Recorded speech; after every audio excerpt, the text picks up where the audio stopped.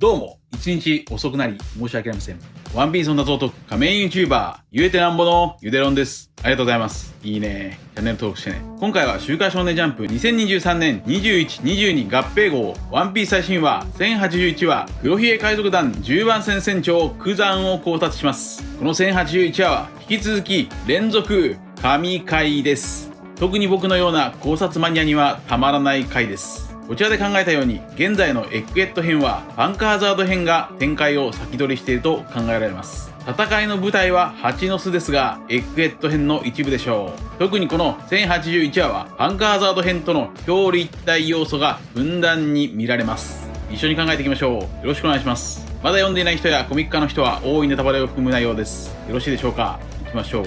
まずはいつものように話数の理論から考えましょう。2週間前、この1081話の話数の語呂合わせはドンパチ。ドンパチであることから、引き続き蜂の巣での戦争が描かれると予想し、確かに1081話は蜂の巣の戦い。そんな1081話の類似話数は81話と181話です。反転話数も181話です。81話は涙。ナミが8年間貯めていたココヤシ村を解放するためのお金9300万ベリーが海軍ネズミに理不尽に奪われてしまう。9300万ベリー。クザン。一方1081話にはクザンが登場しています。1081話ではクザンが黒ひげ海賊団に加入したシーンが描かれていますが、81話ではナミがアーロン一味に加入したことに対してゲンさんがあの一味に入ることは身を切られるよりも辛かったろうに、そのように語っています。ナミとクザンがもしも同じ立場なら、クザンは何らかの理由があって黒ひげ海賊団に加入したと考えられます。また81話でナミはアーロンのタトゥーをナイフで傷つけています。一方1081話では火の傷の男の話。火の傷の男とは火のタトゥーをしている男なのか。タトゥーとは体に傷をつけて模様を彫ることで、タトゥーもいわば傷です。すると火の傷の男とは顔にタトゥーがあるドラゴン。こちらはまた詳しく考えましょう。81話ではさらにルフィがナミに帽子を渡していますが、1081話ではローの帽子が黒ひげに落とされて敗北。ベポは涙を流してローに生きてほしいと願う。一方81話ではナミが涙を流して村人たちに生きてほしいと願う。そんなナミは傷心、つまり心も傷ついている。一方1081話では杯に負けたクザンも傷心、心が傷ついている。次に181話は超カルガモクイズ、6匹のカルガモからビビを当てるクイズ。一方1081話では火の傷の男は誰だクイズ。火の傷の男はこちらの動画でクザンだと考えましたが、1081話でクザンは火の傷の男は俺かななどと答えています。しかしこれは冗談でしょう。トップ。バスコショットに笑われる僕の考察。つまり火の傷の男はクザンではない。残念。外れ。さらにネット上での予想の大半が火の傷の男はサウロでしたが、こちらもおそらく残念。外れ。さらにエッグエットに現れた黒ひげ海賊団の船にはオハラ関連のつながりからクザンが乗っていると予想しましたが、残念。外れ。エッグヘッドにはクザンは向かっていないというよりも、黒ひげ海賊団にはワプワプの実のオーガーがいますから、移動は自由に行えます。つまりエッグヘッドの船に誰が乗っていようが関係ない。また1081話では白熊のベポが月もないのにスーロンに変身してローを救い出して活躍していますが、181話の扉絵では熊が星の T シャツを着てカードを引いています。以上が1081話の話数の理論です。続いて本編の流れの考察を始めましょう。1081話のスタートは蜂の巣に上陸したガープ。空を飛んだ船をグルスが手から出した粘土入道グニョでカバー。ガープの軍艦が蜂の巣へ上陸。軍艦にいる海兵たちは海賊たちに銃を構える。これが1081話の話数の語呂合わせ一つ目。銃配置。銃配置でしょう。それは戦争を意味する言葉。ドンパチ。ここでグルスやクジャク、ソードたちが集合。ムチムチの実のクジャクの胸はいいおっぱい。ムッチムチ。そして無事だったコビーと左も合流。帽子をかぶったエルメッポが号泣。しかしコビーはまだ足かせの鉄球が外れないようです。その時なんとひばりが凍ってしまう。これが1081話の話数の語呂合わせ2つ目。いてばち。いてばちでしょうか。いてばちとは、冬の蜂は凍りついたように動かないという俳句の季語です。蜂の巣で凍りつくヒバリ。冷え冷えの実、クザンが蜂の巣にいました。突然現れたクザンはパンクハザード編と同じ。何度も言うようにパンクハザード先取り説。パンクハザードでクザンが杯と戦ったなら、エッグヘッド編の一部である蜂の巣でクザンは杯の娘ヒバリを凍らせた。ここでクザンは黒ひげとの出会いを思い出します。それはパンクハザードで杯に敗れた1年後、満月の夜凍りつく巨人のウルフや毒球。これはパンクハザードでも氷漬けの巨人の囚人を見ました。凍ったサンファンウルフは元レベル6の囚人です。そして満月の夜とは満ちる。こちらは3年前、ワンピースの月には意味があり、例えば、三日月は身を潜める、半月は割れる、分かれる、満月は物事が満ちる、そんな風に考えました。杯に負けて心の傷を負っているクザン。そこへ現れた黒ひげといがみ合い、酒を飲み、まさかの意気投合。黒ひげ海賊団は下道ではあるものの、海賊らしく酒を飲むときはご機嫌です。満月の夜、黒ひげとクザンが酒で交わる。クザンの語呂合わせは9が3つでクザン。999は君がため上市町酒。いがみ合っていた炎のエースと氷のヤマト。しかし満月の夜、エースとヤマトは酒で仲良くなりました。そしてクザンは黒ひげ海賊団10番戦船長。これが1081話の話数の語呂合わせ3つ目。実杯。実杯でしょう。実杯とは実杯期限。十分に酒によって機嫌がいいという意味であり、10番戦船長クザンともかかっている。となると、もしも麦わらの一味に万が一10人目が加入するなら、それはヤマト。ワンチャンヤマトの可能性が薄くある。そして気になるのは1081話とつながる999話ではエースが竜の像の頬を危険で殴っています。竜の像に火の傷。つまり火の傷の男とはドラゴンの可能性がある。話を続けましょう。ここでクザンは杯との戦いで負った傷、フィルム Z でも見た左足の傷を黒ひげに見せます。ちなみにこちらの動画では黒ひげはフィルム Z の黒腕のゼファーと表裏一体だと考えました。こちらです。映画ワンピースフィルム Z のボスゼファーこと Z は最も黒ひげとリンクする表裏一体キャラだと考えます。接点3、能力者狩り。ゼファーは過信した能力者を恨み、能力者狩りをしていましたが、黒ひげも己を過信した能力者を能力者狩りしていました。接点4、人の夢。ゼファーは人の夢、海賊たちの夢を破壊するキャラです。実は、ワンピースフィルム Z の初期タイトルは、ドリームクラッシャーというタイトル案でしたが、小田先生から分かりづらいという指摘を受けて、フィルム Z になりました。一方で、黒ひげの名言は、人の夢は終わらねえ。ですから、夢やロマンを追いかけるキャラです。接点6、青生地。ゼファーは教え子の青生地と最も親交がありましたが、黒ひげも青生地と新世界から手を組んでいます。以上6つの接点からゼファーと黒ひげは表裏一体だと考えます。クザンは恩師ゼファーに再会の手土産としてかっこいい酒をプレゼントしていました。その後クザンは黒ひげ海賊団に加入。黒ひげとゼファーの表裏一体説は成立していそうです。そして話は火の傷の男へ。杯に負けた心の傷と足の傷を負うクザン。この2つの傷からこちらの動画では火の傷の男はクザンだと考えましたが違いました。ここでクイズ。火の傷の男は誰だ？火の傷の男はロード・ポーデグリフを所有し真っ黒い船に乗っているという。しかし近づくと巨大な渦で敵船を飲み込むという。それはラフィット曰く能力者かもしれないという。一方シリュウは政府の人間がワンピースにたどり着かないよう邪魔をしているかもしれないという。このクイズはシンプルに考えて黒い船といえば革命軍ドラゴンの船ビントグランマ号でしょう。火の傷の男イコール革命軍ドラゴン。それは黒ひげ海賊団たちが1081話で火の傷の男を火の傷と呼んでいるところがポイントです。1081話がパンクハザードとつながっているなら火の傷は死の国とつながる。死の国とはパンクハザードで見たサラサラの実のスマイリーのことです。サラサラの実とはサラマンダー。死の国イコールサラマンダー。ならば、火の傷イコールドラゴン。火のトカゲの精霊、サラマンダーは、イム様がいるパンゲア城の公式モデル、フランスのシャンボール城の象徴。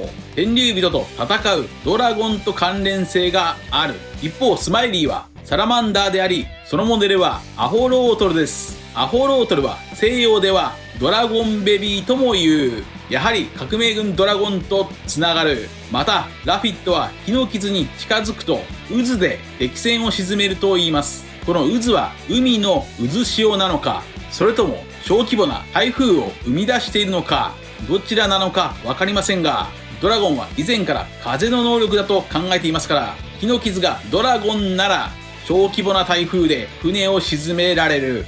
ドラゴンが乗る船、ビントグランマ号のビントとはドイツ語で風という意味です。そしてドラゴンが現れたゴア王国では風が強いと言われていました。そんなドラゴンは22年前、小原の意志を継ぐといい、顔にタトゥーを彫って革命軍を結成しました。つまりドラゴンのタトゥー、火の傷とは、バスターコールで燃えた小原の火の傷、世界政府に負けたクローバーやサウロの傷、ロビンの傷、そんな小原の傷を背負ったのがドラゴン。そんな小原の傷に迷った男がクザンです。だからクザンは火の傷の話の後に小原の話をしている。そしてドラゴンのタトゥーは北欧バイキングの文字、ルーン文字のオタラに酷似している。オタラは財産を意味するシンボルであり、ドラゴンは小原の財産を歴史から消さないために革命軍を結成したと言っていました。そして1081話ではドラゴンの父親ガープとクザンは戦っている。もしも火の傷の男がドラゴンなら、なんという人つなぎ。話を本編に戻しましょう。ここでラフィットはクザンの能力を奪おうと黒ひげに提案しますが、機嫌が良かったクザンは大激怒。アバロピサロとバスコショットを凍らせる。慌てた黒ひげはなんとクザンを仲間に誘う。これが1081話の話数の語呂合わせ4つ目。インバイト。インバイトでしょう。インバイトとは招く、誘うという意味です。しかしクザンは黒ひげを信用できないという。ここで黒ひげはパンカーザードのルフィとは真逆のことを語ります。海賊とは仲良し軍団じゃない。利害が一致していればいい。一方ルフィはパンカーザードでローと海賊同盟を組みましたが、ルフィとローは利害は一致していましたが、ルフィは同盟のことを友達だと言っていました。ルフィと黒ひげは表裏一体。そしてローとクザンも表裏一体。ここでやっと長年の謎が解けました。3年前、パンカーザードでクザンとローは同じことをスモーカーに言っていました。場所を変えなきゃ見えねえ景色もあるんだ。海軍に所属しねえから見えてくるもんもある。この同じことを言っている2人のつながりから、こちらの動画ではローとクザンは手を組んでいると考えましたが、違います。パンカーザード編とエッグヘッド編の表裏一体をすでにこの時点で仕込んでいた。だから1081話にはローも登場している。以前も言ったようにローは作中で最も D の秘密を知りたいキャラクターです。つまりヤマトと同じくワンピースの最後、ラフテルへたどり着く理由、夢がローにはある。だからローは黒ひげに敗北してもまだ生存している。話を戻しましょう。場面は戻って8の数。ガープ VS クザン。ここでしっかりと黒ひげ海賊団10番船船長クザンの名前がクレジットされました。これが1081話の話数の語呂合わせ5つ目。10番の人。10番の人でしょう。そんなクザンは0話でも語られていたように今でも自由なガープが大好きだし、クザンはガープの一番弟子だったという。ガープは人望がありますが、指導者としての器はないようです。一番弟子のクザンは海軍を裏切り、ロジャーから預かったエースも海賊になってしまい、孫のルフィも海賊になってしまう。そして何より自分の息子ドラゴンは世界最悪の犯罪者になってしまいました。それはガープからすれば育成失敗ですが、エースもルフィもドラゴンも人の道は外していません。だからクザンもおそらく人の道は外していないでしょう。純粋にホーネグリフを解読したい黒ひげと利害が一致したから手を組んだ。それだけではないでしょうか。ここでクザンは頂上戦争で白ひげに放った技アイスボールでガープを冷凍。しかしガープはパンカーザードで見たドフラミンゴのように内部から覇気でそれを破る。鋭角山、迷うやつは弱い。ブルーホール。クザンを掴んで海底まで地面に穴を開けて沈ませるガープ。しかし場面は変わってウィーナー島。海底に壊れて沈むローの潜水艇。黒ひげ VS ローの続きです。ローの帽子は地面に落ちて、ローもベポももはや虫の息。ここで黒ひげは蜂の巣にある港ロッキーポートでローが心臓を奪った100人の海賊たちが今でも怯えて暮らしているというロッキーポート事件の真相がやっと明かされました。これは無難に2年前の考察がそのまま当たりました。こちらです。つまり最初のローの戦略は海賊の心臓を100個集めて七部会入りしたかったのでしょう。これはロッキーポートの語呂合わせから読み解けそうです。ロッキーポートの語呂合わせはロッキーポート690話です。690話でローはベルゴさんに捕らえた心臓を海軍スモーカーに取り返してもらいました。ここでのスモーカーは海賊であるローに借りを作りたくないためにローの心臓を取り返したと語られています。この690話でのエピソードと真逆のエピソードこそがロッキーポート事件なのでしょう。スモーカーとは逆にローは七部会に入るために海軍に借りを作る必要があったと。それが海賊の心臓100個なのでしょう。つまりロッキーポート事件とはローが七部会入りするために起こした事件だと考えられます。そして海賊の心臓を100個集められたということは、それは100人以上の海賊を1箇所に集めたと考えられます。それがロッキーポート、とある港町なのでしょう。このロッキーポート、おそらく海賊を集めた港は、映画パイレーツ・オブ・カリビアンや17世紀カリブの海賊たちの舞台となった海賊の港、ポートロイヤルがモデルではないでしょうか。それでは次になぜそうまでしてローは七部会入りしたかったのでしょうか。これは普通にパンクハザードでの会話からわかります。パンクハザードはログもない世界政府の秘密の島です。ここにローは侵入するため、つまり世界政府からパンクハザードの場所を引き出すために七部会入りしたのでしょう。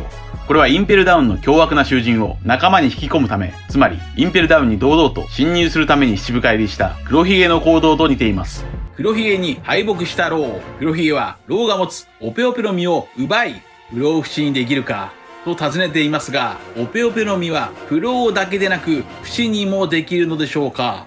ここはよくわかりません。さらに黒ひげは売るか使うか迷うという。これが1081話の話数の語呂合わせ6つ目。転売。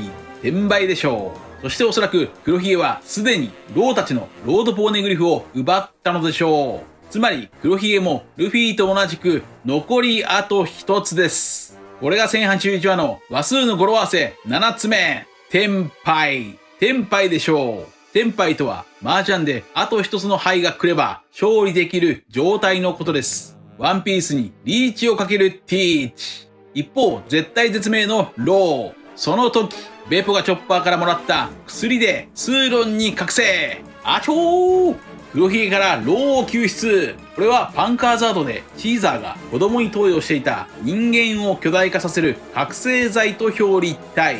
さらにワノ国でローと別れるとき、チョッパーはローにそっけなくされていましたが、そのチョッパーにローは間接的に救われました。ちなみにローたちは頂上戦争とワノ国でルフィの命を2度救っています。傷だらけのローを連れて逃げるベポ。仲間を見捨てられないローは戻れと言いますが、ベポは泣きながら海底を泳いで逃げる。死にそうなローだけを連れてハートの海賊団敗北。これが1081話の話数の語呂合わせ8つ目。先輩。先輩でしょう。きっと海賊団たちは壊滅しましたが、ハートの海賊団たちは敗北ですから、まだハートの海賊団たちは復活の望みがありそう。一方、ガープとクザンの戦いはやはり白ひげと同じパターンを想起させます。ガープは迷うやつは弱いと言っていました。そのガープが今後迷う可能性が高いのではないでしょうか。なぜコビーにはまだ鉄球がついているのか。自由に動けないコビーが人質に取られる可能性がまだある。そんな可能性があるなら、それはスケスケの実の支流の存在。透明な支流が近づいてコビーを人質にしてしまうのか。しかしガープを倒すのはクザンではなく黒ひげではないでしょうか。ルフィが最強の海賊カイドウを倒したなら、黒ひげは最強の海兵ガープを倒しそう。黒ひげが蜂の巣にワプワプの実でワープしてくるのか。しかし読めないのは、おそらくすでに解放されているモリアとペローナの存在です。モリアがどう動くのか。まだまだ蜂の巣の戦いはモリアがいる。盛り上がる。以上です。続いては次回1082話の展開を話数の理論から考えましょう。1082話の類似話数は82話と182話です。82話の語呂合わせはハニー。タイトルはハニー OK Let's Stand Up。泣いているハニー。波のために立ち上がるルフィたち。ハニーとは愛する人という意味ですが、蜂蜜という意味もある。こことつながるなら1082話は蜂蜜つながりで引き続き蜂の巣の戦いか、もしくは蜂蜜つながりで蜂蜜大好きクマの話か。次に182話は怒号。アラバスタの国王軍 VS 反乱軍。国王軍の内部にいたバロックワークスの男が反乱軍に攻撃を仕掛けて怒りを加速してしまう。さらにマネマネの実のボンちゃんがビビを騙そうとする。こことつながるなら1082話には変身できるデボンの登場か、もしくは誰かが人を騙そうとする。次に1082話の反転話数も考えましょう。1082話をひっくり返すと281話デスピア。デスピアとは絶望という名のこの世の救済者。それはスカイピア全土を包み込む雷雲。神なら何でも奪っていいのか。そうだ、命も大地もな。こことつながるなら1082話は天罰。神こと天竜人の話かもしれません。そんな1082話の話数の語呂合わせはすでに予告しているようにたくさんあります。天罰、重罰、土発、自発、突発、討伐、とばっちりなど罪と怒りのイメージがあります。つまり熊の記憶の話か、もしくは英雄ガープの敗北の話なのか。以上です。皆さんはどう思われましたか？ご意見や考察してほしいなどがあればコメント欄までよろしくお願いします。ありがとうございました。チャンネル登録やコメントよろしくお願いします。